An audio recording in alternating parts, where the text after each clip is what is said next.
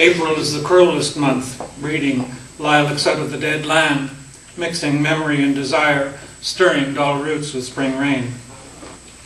Collected poems, 1909 to 1962 by T.S. Eliot.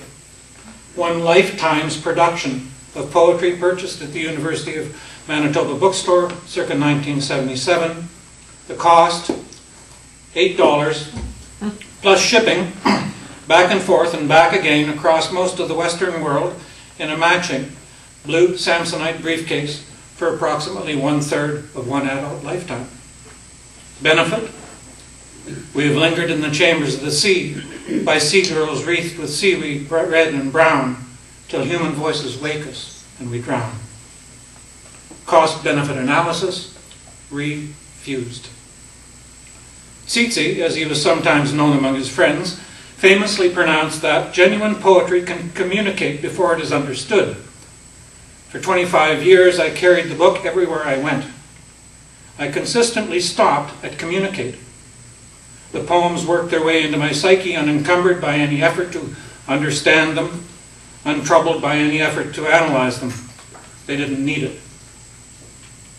Phlebas the Phoenician, a fortnight dead, forgot the cry of gulls and the deep sea swell and the profit and loss.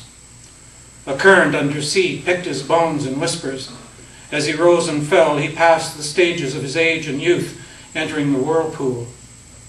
Gentile or Jew, O you who turn the wheel and look to windward, consider Phlebas, who was once handsome and tall as you.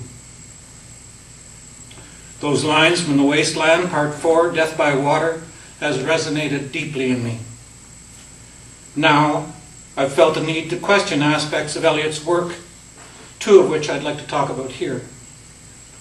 Eliot hangs as something of a cloud over poetry. Although not as virulent as his editor, Ezra the Reprehensible Pound, Eliot's anti-Semitism is something few want to confront. He's something of an elephant in poetry's room. Second, he's the modern against which the postmodern railed, and somewhat beyond their own best before date, and betimes with a hint of shrillness, continues to decry. The anti-Semitism.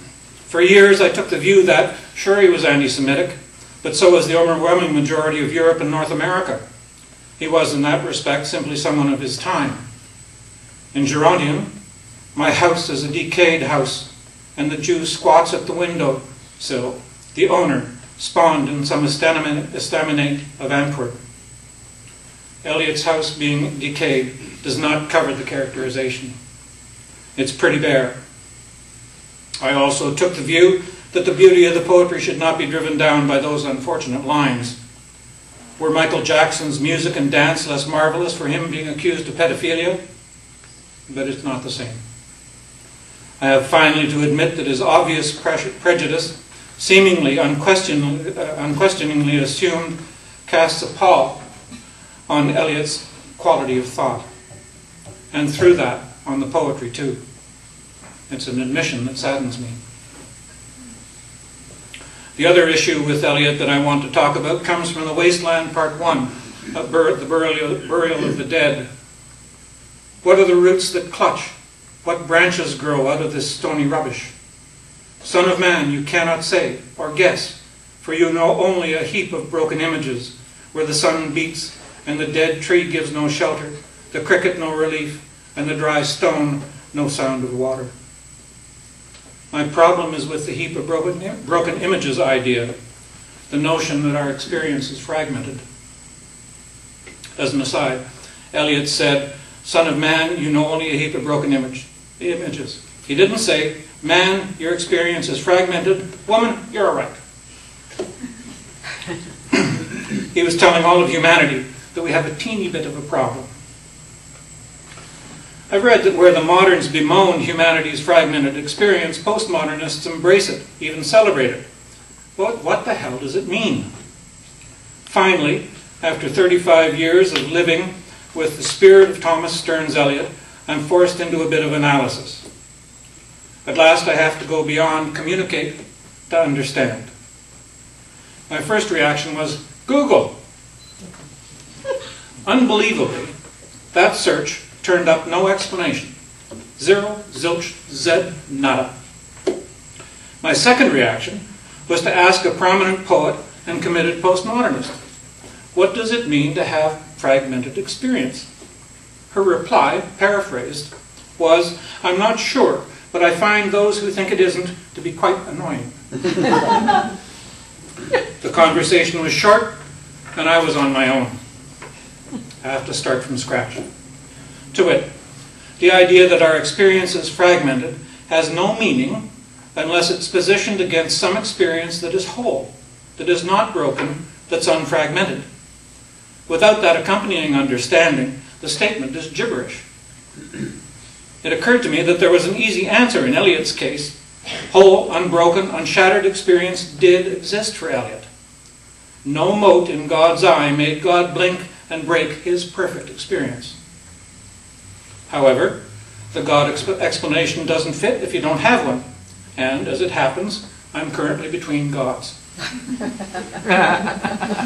I doubt very much that God is a concept all postmodernists want to embrace or celebrate. So the question remains unanswered for me. Now, I will struggle on as bravely as I'm able, continuing to believe, as I suspect most of us do, that I embody more than a mere galactic littering of broken windowscapes. I almost regret not having an identity crisis. So, analytic forays into Eliot have lessened his stature in my view. Still, he remains the preeminent poet of the 20th century. Attempts to elevate Wallace Stevens to Eliot's station still approach, but don't quite rise to the latter's predominance. Why? The simple, irrefutable beauty of La figlia che piange. O quam te memorem virgo. Oh, how am I to call you, virgin? Stand on the highest pavement of the stair. Lean on a garden urn. Weave the sunlight in your hair. Clasp your flowers to you with a pained surprise. Fling them to the ground and turn with a fugitive resentment in your eyes. But weave the sunlight in your hair. So I would have had him leave. So I would have had her stand and grieve. So he would have left, as the soul leaves the body torn and bruised. As the mind deserts the body it has used, I should find some way incomparably light and deft. Some way we both should understand, simple and faithless as a smile and shake of the hand.